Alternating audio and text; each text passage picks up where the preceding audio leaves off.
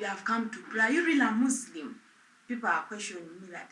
So since that it's stigmatizing me, I cannot now go to the mosque because I know if I go again to the mosque and I come maybe here in the community, other people will also judge me. They'll be like, she's a Muslim, but see the way she dresses. If you look at now the issue of the unlawful gratuity, if you look at that, people in our community, people who are understanding, people who are learned, they are supporting it. They are like, yeah, the man did nothing wrong, should do this. You know, we don't question it. However, we judge the small things. Or someone's daughter wears trousers.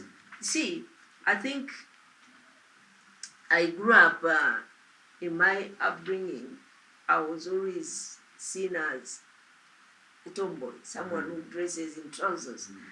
And I've never stopped. And I think maybe that's why, I don't know, if my friends judge me, then they judge me in their secret.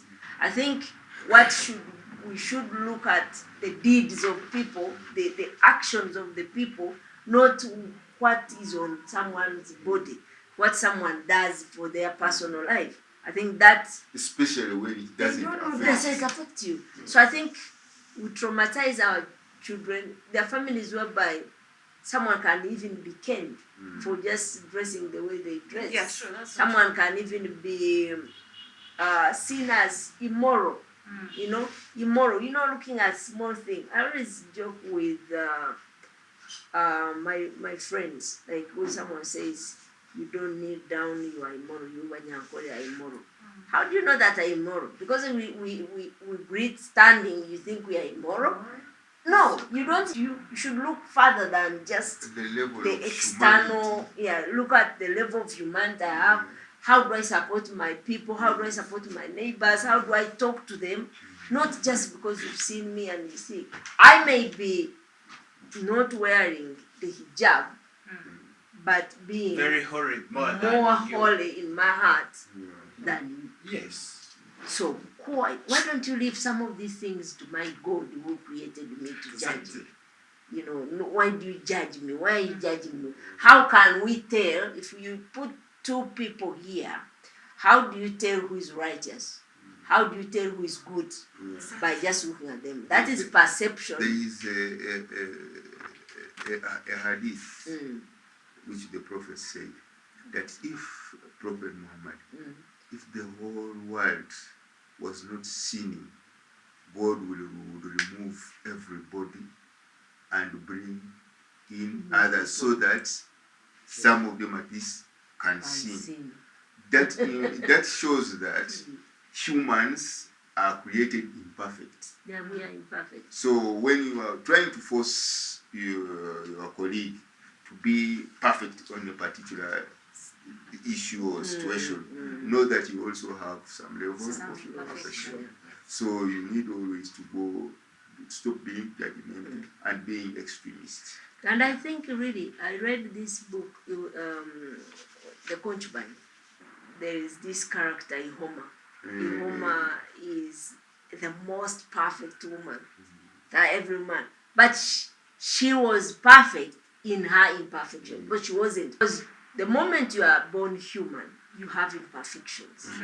Each of us has imperfections, and its imperfection does not mean violation. My imperfection does not mean violate me. If I'm born lame, I'm lame. You don't need to violate me because you are stronger than me.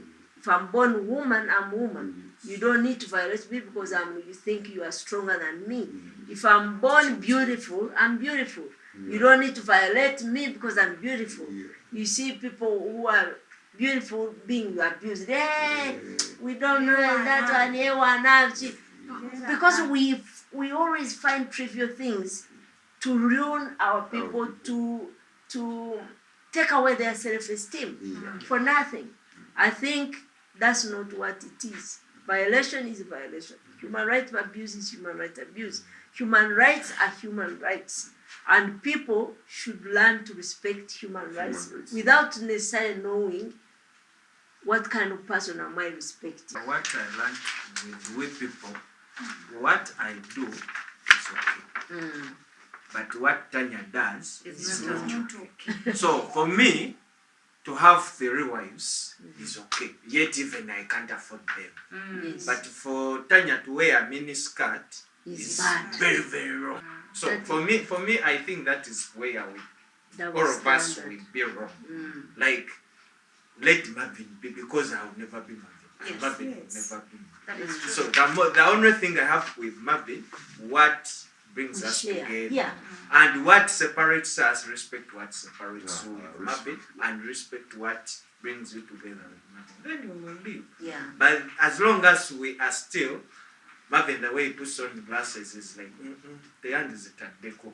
There is an issue whereby police always, like annually, even the Uganda Human Rights Commission, they all come up with annual reports to show the rate of human rights. Uganda Human Rights Commission comes with the scorecard of human rights violation in the country.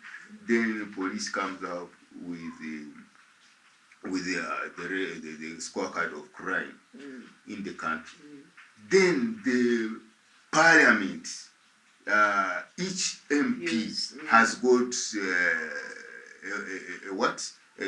has got that opportunity to have researchers. Everything That's why that we they give are them going to allowances, debate on the floor of parliament has to be factual and research Research. based. Yeah.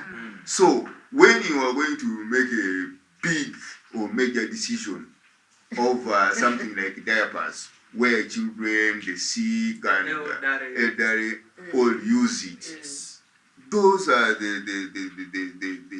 sources where the research will have to bring it forward to you as an MP to take that decision. Yeah. But you cannot just do it from imagination and hearsay, because there is a wave of talk and talk about the dominance of homosexuality in the country. Then you try to do everything that is like plugging them. Plugging them, you find that you are even plugging the people who are not supposed to be plugged, just because of what? Imagination. I feel lazy today. I don't know why. All because the country just took all my power. You know, like there's a time when you have to defend your country and you just can't defend it. That's no more. true. Yeah, like we are talking about human rights and I don't see anything to talk about because we are all down on it. Everything is just stepped on and I'm like, I'm changed. I'm inside the cage, I'm even tired, but I'm inside the cage. I can't do anything. Like you're trying to fight and your voice is just, the noise is so loud that no one can hear you. Yeah. You're so far in the forest that even when you try your level best, just people near you can't even keep one human right. You're like, okay, now what am I going to do? What are we going to do about it? My country, people I chose to lead me can't do anything. Even when we speak, they will try to turn things around like, you people are like this, you say this because you're like this, because you believe this. But it's not that. Me fighting for my rights, me talking about rights, it's because I need the peace. But where are we going to get the peace? One thing we have to agree is the fact that we are born, the fact that we exist, these things we must talk about them. Yes, right. But the fact that we are in here, it means we are human. And because we are human, we have to want our human rights. And I think human rights has nothing to do with someone's religion, someone's ethnicity, someone's political belief, someone's sex, someone's sexuality, someone's whatever. It doesn't really matter. Because you are human beings. Someone's strength, someone's weakness doesn't matter.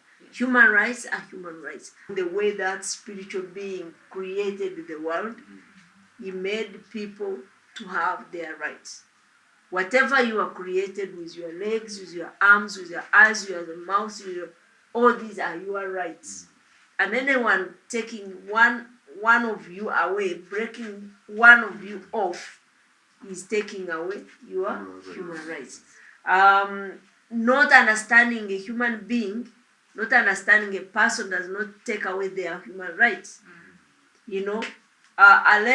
lying that so and so has done something wrong or so and so is bad does not mean that he's bad. Prove that he's bad, then take away their liberty. But before that, that person should be respected, should be held as in humaneness, should be held with respect until that person loses the liberty. And even when he leaves, the liberty goes, but it's just limited. When people speak, the value we have to sieve, to know the right thing and the bad thing. Because you say someone comes and says, all Europeans are bad, all Muslims are bad. Yeah. There is nothing like all. Oh, yeah, true. In this world, there is nothing like all. There will be elements of people who are not good. Yes. But if they are breaking the law, they should be dealt under the law. If they are not breaking the law, there's nothing wrong. But there's nothing like all Muslims are bad. Because all Muslims can't be bad. Yeah, they can. There will be those who will be bad. Because this is humanity. Yeah. That's why we have the law. How are you going to save a good Muslim from a bad Muslim? Yeah. If you are stereotyping the whole people, I think we need to bring back our humanness, bring back our humanity, understand that some people will do wrong, Yes. even when they are your tribe, your brother, your family, your countrymen. Some people will do wrong. Let's learn to see wrong from right. Do not stereotype them, do not judge them as Because wrong. of their religion. Because of their religion, because of who they are. Because let me say, of who they are.